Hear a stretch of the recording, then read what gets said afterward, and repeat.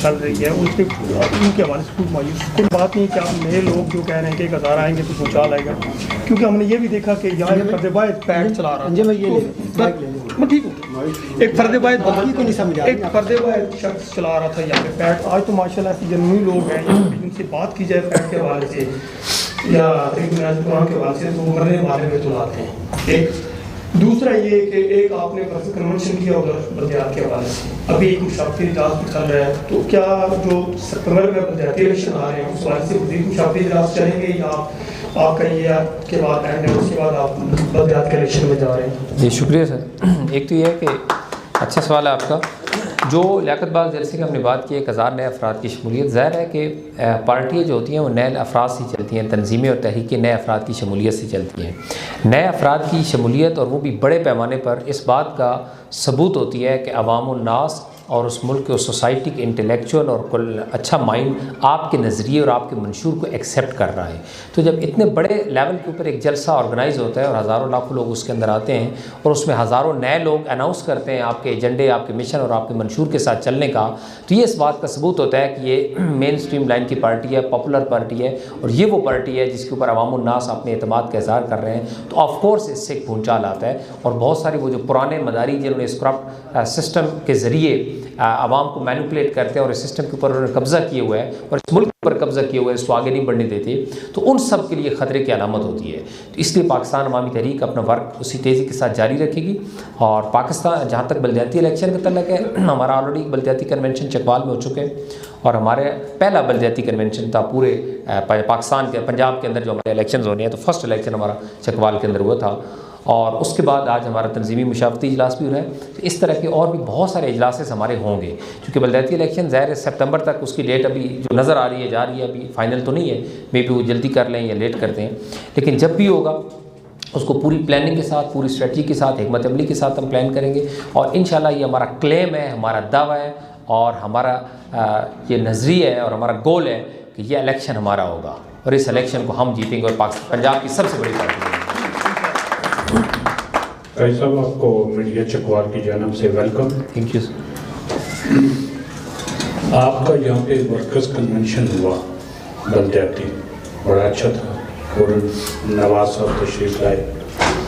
क्या आप समझते हैं कि बल्दियाती इलेक्शन होने जा रहे हैं या हुकूमत बल्दियाती इलेक्शन कराने में संजीदा है? एक दूसरा, क्या ये जो आपकी तंजीम साजी है, आप यहाँ पे मीडिया कोऑर्डिनेटर हैं, आपकी टीम आई है यहाँ पे, आपने अभी अनाउंस किया है कि वो तहसील लेवल पे व्हाट्सएप ग्रुप हो, सब कुछ हो, लेकिन माजरत के साथ आपकी ये जो पाकिस्तान अवामी तहरीक चकवाल की पार्टी है, इसकी कारकर्दगी सिर्फ आपकी ऐसी तकरीबात में नज़र आती है, बाकी किसी मौके पे मीडिया को न तो कोई वो प्रॉपर न्यूज़ भेजते हैं, न कोई ऐसी एक्टिविटीज़ दिखाते हैं। तीसरा, आपने कहा कि आपके कज़न थे इमरान खान इस वक्त हुकूमत में आए, तो क्या आप उनकी हुकूमत में कोई ऐसा कारनामा भी कर सकते हैं जैसे उन्होंने आपके साथ मिलके किया था जी, जैसे वो धरना था 126 दिन का, या आप उनको कोई ऐसा टारगेट दे सकते हैं, तो दे सकते हैं? शुक्रिया जी। इसमें तीन सवाल थे आपके। सबसे पहला तो ये था कि बल्दियाती इलेक्शन की आपने बात की कि होने जा रहे हैं या नहीं होने जा रहे। ये एक अलमिया राय पाकिस्तान का कि जो भी पार्टी बरसर इक़्तिदार आती है वो बल्दियाती इदारों को फोकस नहीं करती, जबकि इसको अगर इसके बरक्स देखते हैं, जो डिक्टेटर आता है वो बल्दियाती इदारों को फोकस करता है। इस सामने अयूब खान की, मुशर्रफ की, ज़िया साहब की मिसालें हमारे सामने हैं। तो बल्दियाती जो इदारे होते हैं, बल्दियाती इंस्टीट्यूशंस हैं, ये किसी भी मुल्क के अंदर जो डेमोक्रेसी है उसकी रूह होते हैं। अगर आप बल्दियाती इदारे कायम नहीं करते तो इसका मतलब है कि आप किसी आमिर से कम नहीं है, आप डिक्टेटर हैं कि आप अपने डिवोल्यूशन ऑफ पावर नहीं कर रहे हैं। तो पाकिस्तान में तो हमेशा ये प्रॉब्लम रहा है। जैसे इससे पहले नून लीग का दौर रहा है, तो आपको याद होगा कि सुप्रीम कोर्ट लेवल तक केसेस गए थे और सुप्रीम कोर्ट के उस वक्त चीफ जस्टिस ने कहा था कि आप बल्दियाती इलेक्शन करवाएं, तो तब जाकर उन्होंने बल्दियाती इलेक्शन भी नहीं करवाए थे, बल्दियाती इलेक्शन के नाम पे एक ड्रामा किया था। और उन इलेक्शन करवाने के बाद जो चेयरमैन और जो तंजीमें बनी थी, उनकी कौंसल्स बनी थी, उनको फंड्स जारी नहीं किए गए। ये सबसे बड़ा अलमिया है। ये पाकिस्तान का, मैंने कहा ना कि हमारा ये डेमोक्रेटिक सिस्टम एक दुनिया से अलग ही कटा हुआ है कि दुनिया में किसी मुल्क के अंदर MPs जो लेजिस्लेटिव असम्बलीज होती हैं उनको तरक्याती फंड्स नहीं दिए जाते। ये तरक्याती फंड्स तो हमेशा बल्दियाती इलेक्शन के लिए खर्च होते हैं, लेकिन हमारे यहाँ पर क्या है, उल्टा है। बल्दियाती इलेक्शन पहली बात ये करवाते नहीं, बल्दियाती इदारे कायम करते नहीं, अगर कर दें तो उनको फंड्स नहीं देते, फंड्स दोबारा MLAs और MPs को दिए जाते हैं और वो उन फंड्स को अपने पॉलिटिकल मकासद के लिए इस्तेमाल करते हैं। एक MLA और MP का क्या काम है कि वो एक महल्ले की गली बनवाए या खंबा लगवाए या उसके लोकल तरक्याती काम करवाए, ये तो लोकल बॉडीज़ का काम होता है, लोकल इलेक्शंस का काम होता है। लिहाजा पहली बात यह है कि इससे पहले भी यही रहा है और अनफॉर्चुनेटली PTI के दौर के अंदर भी अभी 3 साल इनको होने वाले हैं, आज तक ये बल्दियाती इदारे कायम नहीं कर सके और अभी भी तारीखों पर तारीखें देते जा रहे हैं। अभी भी उनको सितंबर की डेट दी है, तो ये तो आइन के जो आर्टिकल है उसकी भी खिलाफ वर्जी है कि जो ये कहता है कि आपको बल्दियाती इदारे कायम करने और उसकी कंटिन्यूटी रखनी है। ये आपने पिछले खत्म कर दिए, अगले आपने इलेक्शन नहीं करवा रहे, बहाना आप कोई भी बनाए, कोरोना का बहाना बनाए या कुछ भी करें। दुनिया के अंदर जहाँ डेमोक्रेसी होती है वो किसी वजह से भी इलेक्शन उनके पोस्टपोन नहीं होते और इसकी ताज़ा मिसाल हमारे पास अमेरिका की है कि जहाँ कोरोना अपने पीक पर है, लाखों बात हो रही है, उसके बावजूद उन्होंने इलेक्शन करवाए हैं और नया सदर उन्होंने इलेक्ट कर लिया है, उन्होंने उसको कोई जवाब बनाकर अपने इलेक्शन को पोस्टपोन नहीं किया।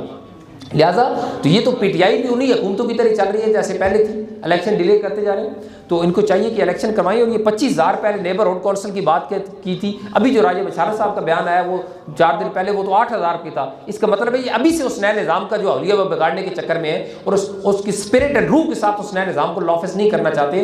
तो हम ये समझते हैं कि उसको उसकी स्पिरिट और रूह के साथ नाफिज करना चाहिए और ये बल्दियाती इलेक्शन जल्द होनी चाहिए और जब भी होंगे इंशाल्लाह पाकिस्तान अवामी तहरीक आप देखेंगे कि पंजाब की सबसे बड़ी पार्टी बनेगी। उसकी वजह यह है कि इलेक्शन मुतनासिब नुमाइंदगी का निज़ाम है, बड़ा अच्छा फेयर सिस्टम है और ऑर्गेनाइजेशनल नेटवर्क रखने वाली पाकिस्तान के अंदर और पंजाब के अंदर अगर जेन्युइन पार्टी है तो पाकिस्तान अवामी तहरीक है, जिसका ऑर्गेनाइजेशनल नेटवर्क सब पार्टियों से ज़्यादा है। हमारे पास इलेक्टिबल्स नहीं है लेकिन हमारे पास तंजीमी नेटवर्क स्ट्रांग है और ये इलेक्शन तंजीमी नेटवर्क की पावर की बेस पर ऊपर हम लड़ेंगे और इंशाल्लाह इसको हम जीतेंगे। दूसरा, आपने बात की थी लोकल ज़िले के अंदर पैट की कि साफ़ियों को इन्वाइट नहीं किया जाता, तो ये होना चाहिए। मेरे साथ प्रेसिडेंट साहब बैठे हैं, मैं इनसे रिक्वेस्ट करूंगा ये कि आप हर मौके के ऊपर आपकी जो इजलास हों, जो आपकी कॉन्फ्रेंसेज हों, आप मीडिया को ज़रूर इनवाइट करें और उनके साथ आप एक क्लोज कोलैबोरेशन रखें ताकि आपका जो है वो एक दूसरे को तबादला ख्याल होता रहे और एक्टिविटीज़ जो है नोट होती जाए।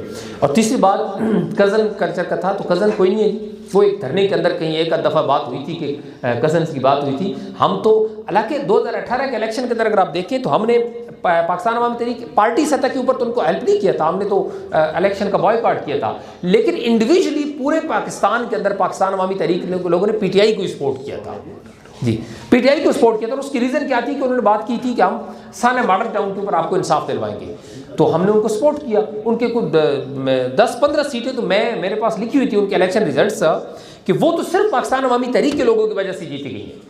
तो अगर हम ये कहें कि हुकूमत उस वक्त मेन लोगों जो जितवाने के अंदर रोल था तो पैट के लोगों का था, इनको हमने हर जगह सपोर्ट किया था और आज 3 साल होने वाले हैं मॉडल टाउन के ऊपर आपके सामने है। एक इमरान खान साहब ने नाम तक भी नहीं लिया और वो तमाम लोग ज़िम्मेदारान थे सारे मॉडल टाउन के ऊपर, वो स्टिल आज भी अपने अहदे पर बैठे हैं, बल्कि उनकी प्रमोशंस हो रही है, उनको प्रोटोकॉल्स मिल रहे हैं। लिहाजा हमारा कोई कर्जन का हिस्सा नहीं है, हम इनकी तमाम जो आवाम दुश्मन पॉलिसीज़ हैं उनकी भरपूर मजम्मत करते हैं। महंगाई है, कर्जे पे कर्जे लिए जाते जा रहे हैं, आवाम को इंसाफ नहीं, थाने उसी तरह बिक रहे हैं, कचहरी उसी तरह बिक रहे हैं, इंसाफ नाम की कोई चीज़ नहीं है। इसके ऊपर हम उनको कंडम भी करते हैं, मजम्मत करते हैं और इसके ऊपर इंशाल्लाह पाकिस्तान अवामी तहरीक इस स्पेस को फुलफिल करेगी, आवाम के सामने अपना मंशूर मिशन लेके जाएगी और इस स्पेस को इंशाल्लाह हम फुलफिल करेंगे और पाकिस्तान अवामी तहरीक ओनली होप होगी जिस मुल्क और कौम को अपनी मंजिल की तरफ लेकर जाएगी। Thank you. Mehran Zafar ji, editor in chief Safeer Pakistan. अच्छा सर, इससे पहले भी आपकी एक प्रेस कॉन्फ्रेंस हुई थी चकवाल प्रेस क्लब में, वहाँ पे भी आपने अपना मंशूर दिया था कि अगर हुकूमत इलेक्शन इंतखाबात में नहीं करवाती तो आप अपना लाए अमल इख्तियार करेंगे। तो अभी क्या आपने अगर हुकूमत तो आए बाएँ शाएँ कर रही है और जैसा ये मालूम हो रहा है कि बलदियाती इंतखाबात इन्होंने करवाने नहीं, तो पाकिस्तान अवामी तहरीक का इसके मुकाबले में क्या लाए अमल होगा? क्या वो एहतजाज करेंगे जब क्या आपने लाए अमल इख्तियार किए? देखिए जी, अर्ज़ यह है कि बल्दियाती इलेक्शन तो सिर्फ एक पार्ट है गवर्नमेंट का। ओवरऑल अगर हम देखें तो हुकूमत बुरी तरह फेलियर की तरफ जा रही है। बल्दियाती इलेक्शन तो अगर ये रहेंगे तो होंगे, मैं तो समझती हूँ इनका हुकूमत के अंदर रहने का भी अब कोई जवाब नहीं बनता।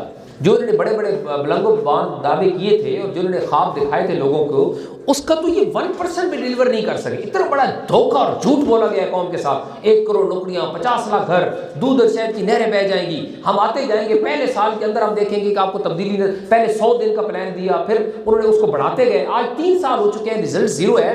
तो हम ये समझते हैं कि जो उन्होंने दावे किए थे, झूठ बोले थे कौम से, वो उन्होंने वही टैक्टिक्स यूज किए थे जिससे पहले पार्टियां करती थी, और आज 3 साल के बाद कर्जा चढ़ा दिया है। जितना कर्जा जनरल ज़िया से लेकर नवाज शरीफ के दौर तक लिया गया था, उतना कर्जा ऑलमोस्ट थोड़ा बहुत प्लस माइनस के साथ तो सिर्फ मौजूदा गवर्नमेंट ले लिया है। और अभी कल की खबर है कि F9 पार्क इस्लामाबाद को भी गिरवी रख के कर्जा लेने के चक्कर में, तो ये एयरपोर्ट्स गिरवी, रेडियो पाकिस्तान, टेलीविजन की इमारत, सब कुछ गिरवी रख के, तो इसका मतलब हम क्या समझे कि आप इतने नालायक हैं कि आप इस मुल्क की मैशत को नहीं संभाल सके। आपने क्लेम किया था कि हम IMF के पास नहीं जाएंगे, आप गए, आपने चाइना से कर्जा लिया, आपका पेट नहीं भरा, आपने UAE से कर्जा लिया, आपने सऊदीया से कर्जा लिया, IMF के पास गए, ये सारा कर्जा लेने के बाद अवाम के ऊपर भी आपने टैक्सेस की भरमार कर दी, और टैक्सेस पे टैक्सेस। अभी बिजली आप महंगी करने जा रहे हैं, आप पेट्रोल आप हर रोज महंगा करते जा रहे हैं। तो इसका मतलब है कि अवाम के खून का आखिरी कतरा भी आप निचोड़ने जा रहे हैं। और बात आपकी सिर्फ एक है, किसी को NRO नहीं दूंगा, किसी को NRO नहीं दूंगा, ये जुमला सुन के हमारे कान पकड़ गए हैं। और आज 3 साल हो चुके हैं, 3 सालों में 1 टका आप किसी की जेब से नहीं निकाल सके। और पाकिस्तान की तारीख का सबसे बड़ा वो करप्ट लीडर जो सजा याफ्ता मुजरिम था, उस शख्स को आपके दौरे इक़्तिदार के अंदर आपकी आंखों के सामने जेल से निकाल के बैरून मुल्क इलाज के नाम पर भेज दिया गया, और आज तक वो वापस नहीं आया। तो आप किस मुंह से ये बात करते हैं कि मैं किसी को NRO नहीं दूंगा? NRO तो मिल चुका है, NRO लेने वाले ले चुके हैं। मरियम नवाज जो सजा याफ्ता है, जो जेल के अंदर से निकाल कर उनको बेल के ऊपर, जमानत के ऊपर वो आज जलसे कर रही है, उनको कोई पूछने वाला नहीं है। तो इसलिए ये इस तरह की चीजें काबिल मजम्मत है। आप तो अपना इक़्तिदार के अंदर रहने का जवाब भी खो चुके हैं, लिहाजा ये बलदियाती इलेक्शन से भागने की रीत पुरानी है। हम चाहेंगे कि आप अगर इस मुल्क और कौम के ऊपर मुसल्लत हो ही गए, तो आप कम से कम बलदियाती इलेक्शन को जो आपने सिस्टम दिया, वो उसको, उस वादे को तो पूरा कर दें और ये इलेक्शन आप करवा दें। जी बहुत शुक्रिया जी, माशाअल्लाह जोश खिताबत तो बहुत ज़्यादा है जी, मुबारकबाद देता हूँ आपको। दूसरी बात यह है कि अभी चूँकि पाकिस्तान में इस वक्त तमाम जो सियासी जमातें हैं, मैं किसी का नाम लिए बगैर कहूँगा, तो वो हुकूमत के ख़िलाफ़ जो है ना वो सामने आ गई हैं, महंगाई के ख़िलाफ़ सामने आ गई हैं। और इस वक्त जो अवाम है, गरीब अवाम बिलखसूस, उनके हक़ में वो नारे लगा रहे हैं। लेकिन अभी तक जो आपकी है पाकिस्तान अवामी तहरीक, ये महंगाई और इस तरह की वो वाज़ेह तौर पे सामने नहीं आ सकी। बस ये थोड़े बहुत ऐलानात जो प्रेस कॉन्फ्रेंस के तक है, ग्राउंड में नहीं आ रही, क्या वजह है? Thank you. इसमें अर्ज यह है कि एक तो जो आपने बात की कि वो सारी जमातें महंगाई के ऊपर सामने आ चुकी हैं और एहतजाज कर रही हैं, तो वो तो सबसे बड़ा झूठ कर रही हैं और ड्रामा कर रही हैं इस मुल्क के साथ। क्यों? अगर वो ये बात करती हैं कि ये मुल्क ख़राब है, हम इस मुल्क को ठीक करेंगे, वो बाद में PDM के प्लेटफॉर्म से यही बातें की जाती हैं कि हम इस मुल्क को ठीक करेंगे। सवाल यह है कि अगर आप इस मुल्क को ठीक करेंगे तो इस मुल्क को ख़राब किसने किया था? तो अगर आप आज फिर अवाम के जज्बात से खेलना चाहते हैं और झूठे तरीके से आप अवाम के अंदर अपनी हमदर्दियाँ पैदा करके आप अगले इलेक्शन के ऊपर आपकी नज़र है और दोबारा आप उस लूट खसूट की तरफ इस मुल्क को लेके जाना चाहते हैं, तो ये झूठ और धोखा है, फ्रॉड है। जहाँ तक पाकिस्तान अवामी तहरीक का तलक है, पाकिस्तान अवामी तहरीक की बिल्कुल क्लियरली डिसाइड कर चुके हैं और आज के इस एजेंडे का अंदर भी हमारी ये चीज़ शामिल थी इजलास के अंदर कि चूँकि कोरोना की वजह से दरमियान में गैदरिंग्स और ये चीज़ें अलाउ नहीं थी और कुछ रुकावट आ गई थी, अभी दोबारा ओपन हो गया ये सब कुछ और ग्रेजुअली हो रहा है वैक्सीनेशन की वजह से और कुछ हालात की वजह से। तो इंशाल्लाह पाकिस्तान अवामी तहरीक रोड के ऊपर भरपूर एहतजाज करेगी तमाम अवामी मसाइल के ऊपर, महंगाई के ऊपर और तमाम जो नाइंसाफ़ी, जुल्म, थाना कल्चर और ये जो आपकी गुंडागर्दी और बदमाशियाँ इसके खिलाफ अवाम के अंदर आएगी और भरपूर तरीके से एहतजाज भी करेगी और अपनी आवाज़ को बुलंद करेगी और आवाम को ये मैसेज देगी कि अब आपने जो पहले लुटेरे थे वो सारे एक प्लेटफॉर्म पे इकट्ठे हैं आपके सामने, उन्होंने आपको, वो आपका मुस्तकबिल नहीं है, उन्होंने आपका मुस्तकबिल तारीफ की है। और जिस 100 कार्ड तब्दीली के पीछे आप चले गए थे और ट्रक की बत्ती के पीछे आप लग गए थे और एक दफ़ा फिर एक होप और उम्मीद की तौर पर आप दोबारा लुट चुके हैं, तो अब आपके सामने ओनली ऑप्शन पाकिस्तान अवामी तहरीक है। और इंशाल्लाह पाकिस्तान अवामी तहरीक अपनी इनकलाबी कुव्वत, अपनी स्ट्रीट पावर और अवामी ताकत को मुनज़्ज़म और ऑर्गेनाइजेशनल तरीके से नेटवर्क करके इनको स्ट्रॉन्ग करके दोबारा से मैदान अमल में निकलेगी और इंशाल्लाह न सिर्फ इस करप्ट गवर्नमेंट को, इस नालायक गवर्नमेंट को, बल्कि इस पूरे करप्ट सिस्टम को हम तबाह करेंगे और इसकी जगह एक नया निज़ाम और नया निज़ाम ढांचा, रियासत का निज़ाम ढांचा हम लाएंगे। उसका आज मंशूर हमने यहाँ पर दे दिया, वो आपको अभी पेपर भी मिल जाएंगे, तो उसके ऊपर भी अगर आपको सवाल करना चाहिए वो भी कर सकते हैं और इसके ऊपर इंशाल्लाह हम प्रैक्टिकली इंतजाज करेंगे। Thank you. उसमें तो देखिए ना, अभी तक तो सारे मॉडल टाउन का भी इंसाफ नहीं हो सका। जी बिल्कुल, आपने ठीक बात की, ऐसे ही है। सानिया मॉडल टाउन का मुकदमा बनाम स्टेट है हम इसीलिए ये स्ट्रगल और आवाम के इंसाफ और हकूक की और इनकलाब की बात कर रहे हैं कि जब सानिया मॉडल टाउन के ऊपर जो कि कैमरे में रिकॉर्ड किया था, मतलब 35-40 टेलीविजन चैनल्स के कैमरे लाइव रिकॉर्ड कर रहे थे कि कौन शख्स है जो गोलियां मार रहे हैं, यानी उनको लाइव रिकॉर्डिंग है। देखिए ना, कत्ल होते हैं रात के अंधेरे में, छुपा हुआ, किसी को पता नहीं होता, शक होता है कि फलां ने किया। यहां तो कोई शक नहीं है, यहां तो क्लियर है, वो सारे चेहरे आपको देख रहे हैं कि जो जो लोग गोलियां मार रहे हैं। उसके ऊपर इतनी बड़ी पार्टी को जो आज करोड़ों रुपए खर्चा कर चुकी है और पाकिस्तान के टॉप के लॉयर्स हायर करके उस सुप्रीम कोर्ट के ऊपर भी, हाई कोर्ट लेवल के ऊपर भी और दहशतगर्दी अदालत, तमाम फोरम्स के ऊपर मुकदमे, इस वक्त 12 से ज्यादा हमारी अपीलें समात है और हमारे सामने हमें इंसाफ नहीं मिल रहा, तो आम आवाम का फिर क्या हाल होगा। तो इसलिए हम आवाम को और लोगों को और सबको इकट्ठा कर रहे हैं, मुनज़्ज़म कर रहे हैं कि हम सबको मिलकर इस करप्ट निजाम के खिलाफ लड़ना है और इस निजाम को उड़ा के रख देना है। तो ये आपकी बिल्कुल बात ठीक है कि मॉडल टाउन के ऊपर हमें नहीं मिला। जो लोग उसके अंदर मुलविस थे साना मॉडल टाउन के अंदर, ये अभी इसके साथ अभी एक्सटेंशन आए कि वो लोग स्टिल अपने उहदों पर है, उनकी प्रमोशन हो रही है। पीटीआई ने, इमरान खान ने हमारे साथ वादा किया था जब मैं आऊंगा और सबको उहदों से हटा दूंगा, उनको डीसीट करूंगा, एक शख्स को भी डीसीट नहीं किया, सब के सब बैठे हैं। और इमरान खान साहब तो आज तक उसके ऊपर नाम तक नहीं लेते साना मॉडल टाउन का। ये बिल्कुल आप ठीक बात कर रहे हैं, इंशाल्लाह इसी की हमारी सारी स्ट्रेंथ। थैंक यू भाई साहब, एक सवाल मेरा है सर। मैं अली खान नाम है मेरा, मैं यहाँ से रोजनामा दुनिया और समा टीवी का रिपोर्टर हूँ। एक तो पहला सवाल ये है कि डॉक्टर तैयब काजी साहब कब मुस्तकिल तौर पर वतन वापस आ रहे हैं, नंबर 1। नंबर 2 ये कि ये जब उन्होंने सियासत छोड़ दी है, ये सारा जो पैट की बानी भी है, वो रूए रवां भी है सारे मामलात के, तो फिर ये सारा सिलसिला आप दोबारा से क्यों चला रहे हैं, और जबकि आप डिक्लेयर कर चुके हैं कि हमारा सियासत से कोई ताल्लुक नहीं है। ये जरा please. Thank you very much, बहुत शुक्रिया। एक तो बात की आपने डॉक्टर काजी साहब पाकिस्तान कब आ रहे हैं? मुस्तकिल जी मुस्तकिल, ठीक है। अब जहाँ पर वो कनाडा के अंदर रिहाइश पर, तो ज़ाहिर है उसकी आपको, अगर आपने सवाल किया तो उसकी लॉजिक और रीज़न भी आपको पता होगी कि वहाँ वो क्यों और क्या कर रहे हैं। उनका टारगेट और उनका जो लाइफ है वो बहुत मल्टीपल है और बहुत बड़े गोल के साथ है, और वो गोल आने वाली कई 100 साल तक उम्मत मुस्लिमा की रहनुमाई करेगा। वो दीन की और इसके लिटरेचर की तजदीद की शक्ल के अंदर है, जिसके ऊपर वो काम कर रहे हैं। और आपके सामने अभी कुरानी इंसाइक्लोपीडिया आया कुछ अर्सा पहले, जो इस्लाम की 1400 साल तारीख के अंदर पहली दफ़ा ये एफर्ट हुई है कि किसी ने इंसाइक्लोपीडिया कुरान लिखा है। और अभी इसके प्रोजेक्ट के ऊपर वो काम कर रहे हैं, वो हदीस का इंसाइक्लोपीडिया है, 40 जल्दों पर मुश्तमिल। और वो भी इससे पहले 1400 साल तारीख में हदीस के ऊपर हदीस की बुक्स लिखी गई हैं, सियासत लिखी गई है, और इसके अलावा हज़ारों सैकड़ों किताबें लिखी गई हैं, लेकिन इंसाइक्लोपीडिया ऑफ हदीस आज तक नहीं आया। तो ये नई एफर्ट होगी जिसके ऊपर वो काम कर रहे हैं। तो ज़ाहिर है वो यकसुई के साथ एक साइड पे बैठ के अपना वर्क, डेली वर्क है जो वो कर रहे हैं और उसको वो करते रहेंगे।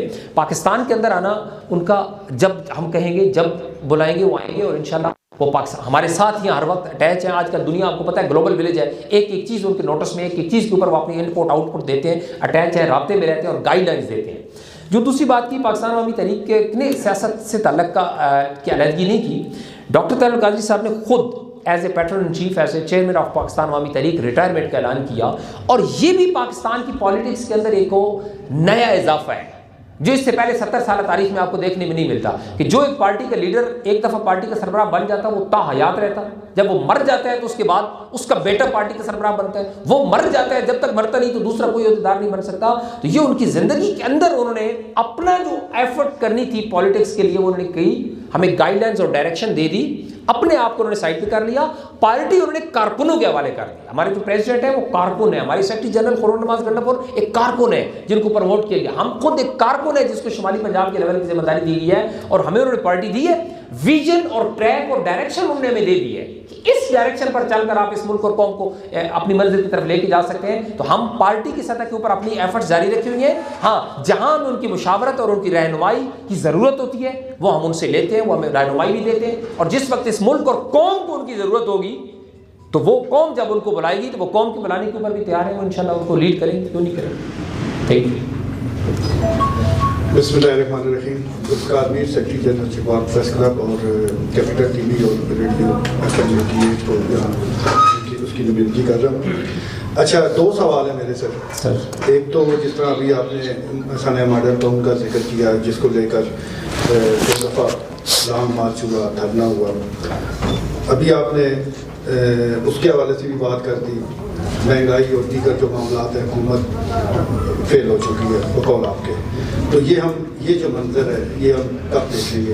PDM तो सिर्फ कह रही है, आपने तो 2 दफ़ा किया है, क्या फ्यूचर में इसका कोई इम्कान है? नंबर 1। और नंबर 2 ये कि जिस तरह अभी आपने डॉक्टर तैयब कादरी साहब का जिक्र किया है कि वो अब सिर्फ सरपरस्ती करेंगे, तो आप क्या समझते हैं कि वो अगर मंजर से हट गए हैं सियासत के हवाले से, तो क्या पैट में इतनी जान है कि वो निज़ाम को तब्दील कर सकती है? थैंक यू मिस्टर, दोनों सवाल आपके बड़े अहम थे। सबसे पहले तो हमारा जो मंशूर हमने बनाया 13 नुकाती, यकीनन ये एक इनकलाबी मंशूर है, ये इंतखाबी मंशूर नहीं है। इंतखाबी और इनकलाबी मंशूर के अंदर भी बहुत बड़ा फ़र्क होता है कि वो कि सिर्फ नारे होते हैं आवाम को आवाम के ज़हनों को कंट्रोल करने के लिए और आवाम को ट्रक की बत्ती के पीछे लगाने के लिए लोग उनको कायल करने की कोशिश करते हैं। लेकिन जो मंशूर हमने तैयार किया है ये मंशूर इनकलाबी है, और जिस दिन ये मंशूर आएगा इंशाल्लाह पाकिस्तान का ये पार्लिमानी निज़ाम तब्दील होगा और इसकी जगह मुतनासिब बन जाएगा, जिससे पाकिस्तान के अंदर 4 सूबे की जगह 35 सूबे बनेंगे और डिवीजन वाइज छोटे छोटे यूनिट्स बनाए जाएंगे। यकीनन एक बिग चेंज होगा। अब जो सवाल था ये कब तक होगा, we are committed as soon as possible we will do इंशाल्लाह। हम इसी के लिए अपनी स्ट्रगल कर रहे हैं, कोशिश कर रहे हैं, अपनी तंजीम को रीऑर्गेनाइज कर रहे हैं, दोबारा अच्छा स्टफ ला रहे हैं, अच्छे लोगों को अपने साथ ला रहे हैं। जैसे अभी हमारे साथ इश्तियाक एडवोकेट साहब आज शामिल हुए हैं माशाल्लाह, जो वाइस प्रेसिडेंट है पीपल्स पार्टी को छोड़ के आज हमारे साथ शामिल हुए हैं। इस तरह के बहुत अच्छा इंटेलेक्चुअल माइंड, अच्छे जहन के लोग हमारे साथ शामिल हो रहे हैं और हम उम्मीद करते हैं कि अगले 3-4 साल के अंदर इंशाल्लाह हम इतनी फोर्स, इतनी ट्रेंड लोग और इतनी कैपेबल लोगों को तैयार करने की पोजीशन में होंगे कि हम इंतखाब के जरिए चाहें या हम इनकलाब और स्ट्रीट पावर के जरिए चाहें, दोनों तरीके से इंशाल्लाह आप इस इनकलाबी मंशूर को लॉन्च भी करेंगे, नाफिज भी करेंगे और इस मुल्क को तोहफा देंगे इनकलाब का। दूसरी सवाल क्या था कि नहीं लॉन्ग मार्च का दोबारा मंदिर, ठीक है, वो मैंने उसके साथ अटैच कर दी इंशाल्लाह। जी डॉक्टर साहब के हवाले से था कि हाँ पैट के अंदर इतनी जान है कि वो कर से, हाँ ठीक है, ये बात थी। देखिए डॉक्टर साहब की रहनुमाई पहले भी हमारे साथ होती थी, अब भी है। उन्होंने रिटायरमेंट लिया है पाकिस्तान की जो प्रैक्टिकल पॉलिटिक्स है और पाकिस्तान अवामी तहरीक की चेयरमैनशिप से, बीइंग ए रहनुमा, being a leader, being a शेख और मुरब्बी कायद एंड रहबर, वो हमारे साथ आज उसी तरह है जैसे पहले थे। जितनी गाइडलाइन, जितनी इंस्पायरेशन, जितनी नॉलेज हमें चाहिए होती है, जो बातें चाहिए वो सब वो दे रहे हैं। पाकिस्तान अवामी तहरीक के कारकुनों की एक ऐसी ट्रेंड लॉट तैयार कर दी है उन्होंने, जो उनकी गैर मौजूदगी के अंदर आपने देखा था कि 2012 के अंदर हमने वो मंजर दिखाया था कि 2 मिलियन लोगों को हमने मीनार पाकिस्तान में जमा किया था, गैर मौजूद यानी कि कनाडा में थे। और आज भी इंशाल्लाह पाकिस्तान अवामी तहरीक के कारकुनान इतने ट्रेंड है, इतने ऑर्गेनाइज है कि उनके अंदर इतनी सकत और ताकत मौजूद है, वो स्टेट के निज़ाम को तीसरी दफ़ा पूरी कुव्वत के न सिर्फ हिला सकते हैं बल्कि इस करप्ट निज़ाम को तोड़ भी सकते हैं। ये हमारा विजन और हमारा मिशन है और इंशाल्लाह हम इसको पूरा करेंगे। Thank you sir. जी sir, thank you sir. Sir 1 साल पहले आपकी प्रेस कॉन्फ्रेंस अटेंड करने का मौका मिलता आपको इस बात किया जो कल्याण रोड पे, तो माशाल्लाह आप बहुत अच्छे मुकर्रर हैं, बोलते आप बहुत अच्छा हैं। वहाँ भी आपकी प्रेस कॉन्फ्रेंस अटेंड की थी तो बहुत सारी बातें जो आप 1 साल या 1.5 साल पहले कर रहे थे वही आज सुनने को मिल रही है। उस टाइम आपने ये कहा था कि PTI की जो गवर्नमेंट है ये कम्प्लीटली फेल हो चुकी है, मतलब इसका महंगाई, बेरोजगारी, ये अरूज पर है और ये हुकूमत जो है ये मुकम्मल खिलाफ हो चुकी है और हम गैर सुकून जो है हम इनके खिलाफ एक तहरीक जो है वो चलाने जा रहे हैं। मगर तकरीबन 1.5 साल बनने के बावजूद भी अभी तक कोई अवामी तहरीक की तरफ से आपकी तरफ से कोई इस किस्म की ना तो कोई तहरीक आई है ना कोई इस तरीके से कोई एहतजाज आपने कराया है, तो क्या ये सारी ये सिर्फ प्रेस कॉन्फ्रेंस तक मौजूद है या प्रैक्टिकल भी आप? नहीं, अच्छा सवाल है आपका, ठीक है, दैट इज जेन्युइन वे। वो अर्ज ये है कि हमारा जो मेन फोकस है वो अपने ऑर्गेनाइजेशनल नेटवर्क को स्ट्रॉन्ग करना है। देखिए स्ट्रॉन्ग नेटवर्क, स्ट्रॉन्ग ऑर्गेनाइजेशन के साथ आप एक बड़ा एडवेंचर करने की पोजीशन में होते हैं। वीक ऑर्गेनाइजेशन नेटवर्क से आप बड़ा एडवेंचर नहीं कर सकते। सो हमारा मेन फोकस तो है कि हम अपने तंजीमी इस्तेकाम के ऊपर काम करें और आज भी हमारे सामने जो यहाँ हाउस मौजूद है इजलास पाकिस्तान अवामी तहरीक के हमारी तमाम तहसीलों के अंदर हमने तंजीमात बना दी हैं और तमाम तहसीलात के नुमाइंदे यहाँ मौजूद है और फ्यूचर के टारगेट्स आज हमने सेट किए हैं। और 25 मई को लियाकतबाग के अंदर इंशाल्लाह मीनार पाकिस्तान पर हमने जो जलसा किया उस लेवल का बड़ा जलसा हम 25 मई चूँकि तासीस डे होता है अवामी तहरीक का, तो हमने ये तय किया है कि हम लियाकतबाग रावलपिंडी के अंदर जलसा करेंगे और उसमें कम से कम 1000 नए अफराद हलफ देंगे, औत लेंगे स्टेज के ऊपर आके जो पाकिस्तान अवामी तहरीक में शमूलियत के ऐलान करेंगे। तो हमारी तहरीक तो अपनी मरलावार आगे जारी है। जहाँ तक जो प्रैक्टिकल एहतजाज की आपने बात की थी कि आपने क्यों नहीं किया, अभी साल पहले हमने बहुत की थी, तो ज़ाहिर है उसके बाद आपने देखा कि यकदम एक डिज़ास्टर आया कोरोना की शक्ल के अंदर, तमाम जो पब्लिक एक्टिविटीज़ थी वो उस लेवल के ऊपर नहीं हो सकी। तो हमारे लिए भी ज़ाहिर है वो प्रॉब्लम था। पहले तो 3-4 महीने लॉकडाउन चलता रहा, फिर खुला, फिर अभी दोबारा वही सीन हो गया।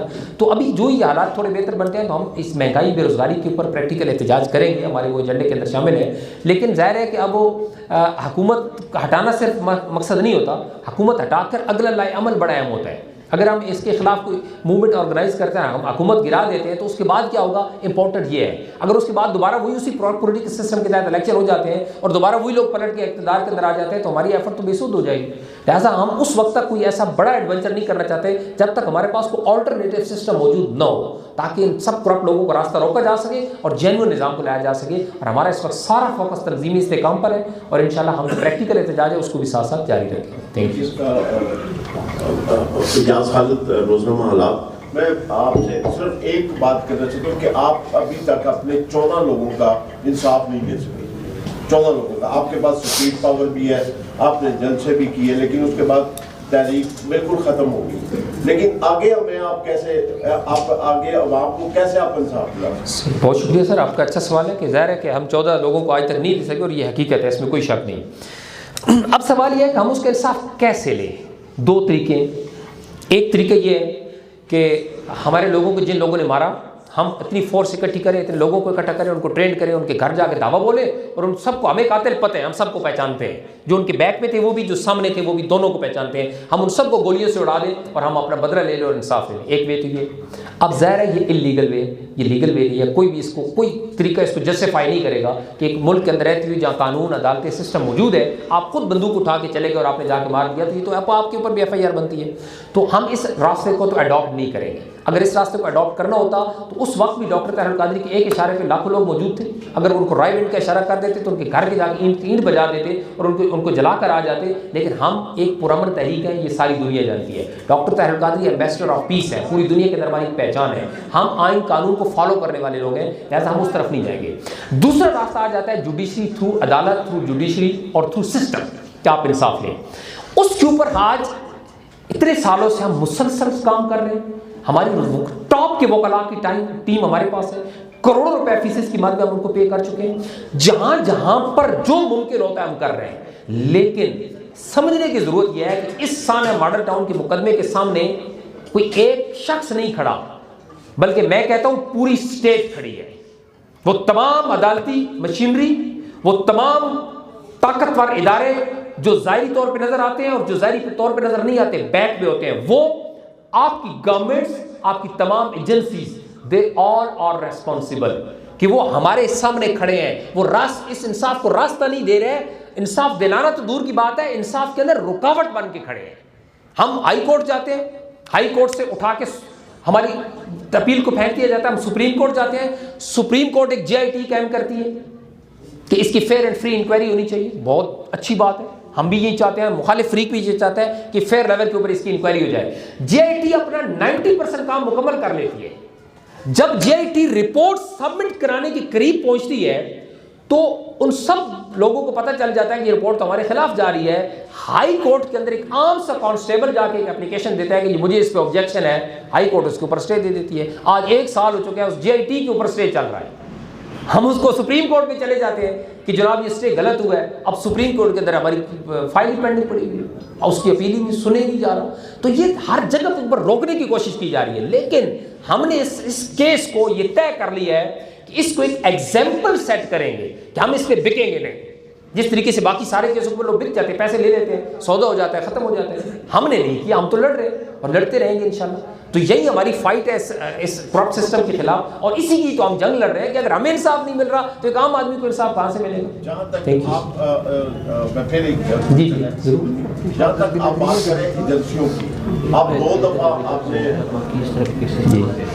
आपने दो दफा लॉन्ग मार्च किया और दोनों दफा आपका जो मार्च था आपने टेबल टॉक करके उसको वापस किया।